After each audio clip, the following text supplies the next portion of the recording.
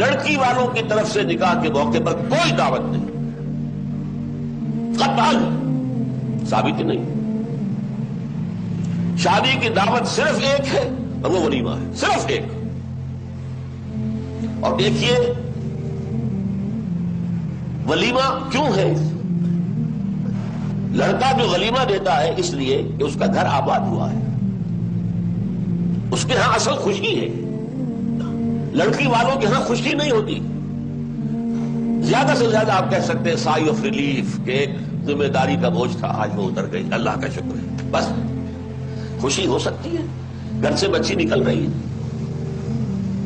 کوئی جانور بھی 6-7 سال آپ کے ہاں رہ جائے تو آپ کو اس سے کتنا انس ہو جاتا ہے۔ قربانی کا جانور آپ چند دن پہلے لے آئیں اور بچے جو ہے مانوس ہو جائیں تو بچے پچھاڑے کھاتے ہیں کہ کیسے ذبح کر رہے ہو، اور وہ لخت جگر بودے چشم آج گھر سے نکل گئے۔ ماؤں کو غشی کے دورے پڑ رہے ہیں، بہن بھائی رو رہے ہیں، دلہن رو رہی ہے، باپوں کی آنکھیں بھی نم ہو جاتی ہیں۔ خوشی کا موقع نہیں ہے مجھے۔ اور پھر دیکھیے تماشا، نکاح کے موقع پر چھوارے کون لائے گا؟ لڑکے والے، اور مرغ پلاؤ کس سے کھائیں گے؟ لڑکی والوں سے۔ تو ذرا عقل کے ناخن لو، جو تمہیں مرغ پلاؤ اور مدنجن کھلا سکتا ہے وہ چھوارے نہیں بانٹ سکتا تھا؟ یہ کیا ہے؟ یہ وہی ہے ہندوانہ پس منظر اور ہمارا اسلامی پس منظر، دونوں یہاں گڑبڑ ہو گئے۔ اور اس کے ضمن میں آپ کو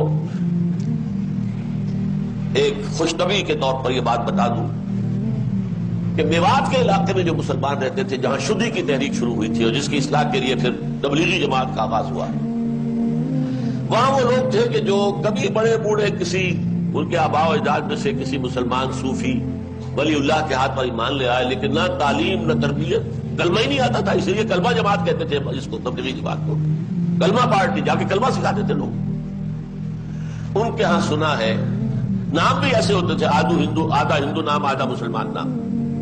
وہ لاہور میں ایک بزرگ بھی ہے جن کا کہ غوث بھی ہوتا ہے، مادھو لال حسین، بڑے بزرگ۔ شادی میں کیا کرتے تھے؟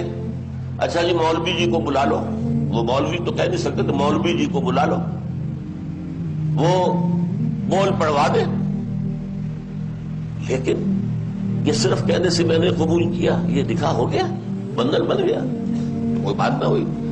اب پھیرے بھی ڈلواؤ، پھیرے میں پتہ چلتا ہے کہ بندھ گئے یہ دونوں، اس لیے کہ دونوں کے کپڑے کے اندر گرہ لگائی جاتی ہے، اور وہ گرہ لگا کر وہ 7 پھیرے جو ہے وہ جب لیتے ہیں سب کے سامنے، معلوم پکی گرہ لگ گئی ہے، ورنہ اس سے پہلے تو یہ بول جو ہے 2 بول، ان سے کیا ہوا؟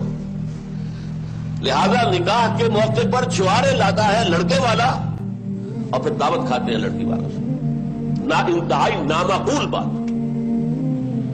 میں نے عرض کیا نا کہ خوشی ہے، دعوت ایک ہے ولیمہ، اس کے لیے حضور نے اتنی تاکید فرمائی، اولمو، یہ احادیث ہے، اولمو ولو بشاۃ، ولیمہ ضرور کرو چاہے ایک ہی بکری ہو تمہارے پاس۔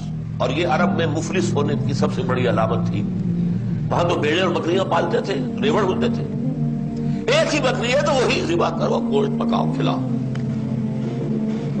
یہاں تک دعوت، اذا دعی احدکم للولیمۃ فلیاتھا، جب تم میں سے کسی کو ولیمے کی دعوت دی جائے ضرور جائے۔ اس سے آگے دیکھیے، اور اس میں توازن جو ہے ہماری دین میں اور حضور کے فرمودات میں، اس کا ایک نقشہ سامنے آتا ہے۔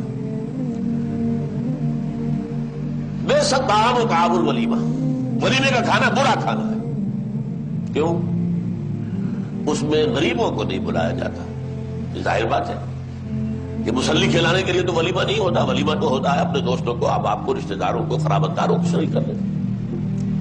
لیکن اس کے باوجود، اسی حدیث کا ٹکڑا، اس کے باوجود میں تم سے کہتا ہوں کہ جسے بلایا جائے اگر وہ نہیں جائے گا تو وہ اللہ اور اس کے رسول کے حکم کی خلاف ورزی کرے گا۔ یہ تاکید ہے، اور یہاں تک تاکید ہے اگر تمہارے کسی بھائی نے نکاح کیا ہے اور اس کے پاس کچھ نہیں ہے ولیمے کے لیے، اپنے گھر سے کھانا لے جاؤ اور اس کے ساتھ جا کر بیٹھ کر کھا لو، سیلیبریٹ کرو۔ سیلیبریٹ کرنے کی ایک سمبل ہے یہ، اس کی ایک علامت ہے۔ اب آپ سوچئے جس نبی نے دعوت ولیمہ پر اتنی تاکید ہمیں کی ہے، اگر لڑکی والوں کی طرف سے نکاح کے موقع پر دعوت میں بھی کوئی خیر ہوتا تو وہ ہمیں نہ سکھاتے، نہ بتاتے، کیا بخل سے کام لیتے؟ ہاں، اس ضمن میں میرے علم میں بات آئی کہ سعودی عرب میں یہ مسئلہ ہو رہا ہے، وہاں بھی مسجد میں نکاح نہیں ہوتا، لڑکی والے کے گھر جا کر، اور دعوت بھی ہوتی ہے، لیکن اس دعوت کا سارا خرچہ لڑکے والے دیتے ہیں، پورا خرچہ، اور اسے وہ ولیمۃ العرس کہتے ہیں، اسی کو ولیمہ کہتے ہیں۔ اور میں نے جب تحقیق کی احادیث سے تو یہ بھی ہے، اگرچہ عام یہی ہے کہ ولیمہ خلوت صحیحہ کے بعد، دولہا اور دلہن کی ایک ملاقات ہو جائے اس کے بعد ہونا چاہیے، بہتر یہ ہے، ہمارے ہاں عام رواج بھی یہی ہے، لیکن احادیث ہے جس میں یہ بھی ہو سکتا ہے کہ عین اسی وقت، اور وہ یہی کرتے ہیں ولیمۃ العرس، اور اس کے لیے سارا خرچہ لڑکی والے کے ہاں دعوت ہو رہی ہے لیکن خرچہ سارا لڑکے والے کا ہے۔ ان سب میں اگر آپ نے غور کیا ہو تو بٹوین دی لائنز جو فلسفی ہے وہ کیا ہے؟ وہ فلسفی یہ ہے کہ شادی کے معاملے میں لڑکی والے پر کسی ایک پیسے کا بھی بوجھ نہ ہو۔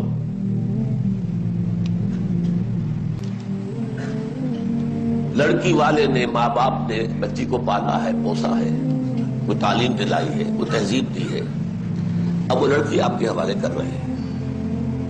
بے شرمی ہے، انتہائی بے غیرتی ہے کہ آپ مزید کو طرف کریں۔ سارا بوجھ لڑکے والے پر، گھر اس کا آباد ہو رہا ہے، مہر وہ دے گا، ولیمہ وہ کرے گا، نان نفقے کا ذمہ دار وہ ہوگا، لڑکی والے کا خرچ ختم، نہ اس کے گھر پہ بارات آنی ہے، نہ اسے کوئی شامیانے لگانے ہیں، نہ اسے کوئی دعوت طعام دینی ہے، نہ اسے چھوارے تقسیم کرنے ہیں، چھوارے بھی لڑکے والے تقسیم کریں گے، مہر دینا ہے لڑکے والے۔ لڑکی والے پر ایک پیسے کا بوجھ نہیں آنا چاہیے، یہ ایک انتہائی انقلابی تصور ہے جو میں آپ کے سامنے پیش کر رہا ہوں اور دلائل کے ساتھ پیش کر رہا ہوں۔ یہ فلسفہ ہے اسلام کا، معاشرت کا، کہ شادی بیاہ کے اندر لڑکی والے کے اوپر کوئی بوجھ نہ ہے۔ اب آپ سوچئے کہ کسی کے 4-5 بیٹیاں ہو جائیں، اسے جو رات کی نیند حرام ہو جاتی ہے، کوئی ضرورت نہیں ہوگی، اسے اپنی بچیوں کی شادی کے لیے کوئی فکر مند ہونے کی ضرورت نہیں ہے، اسے کوئی خرچہ نہیں کرنا ہے، خرچہ لڑکے والے کریں گے۔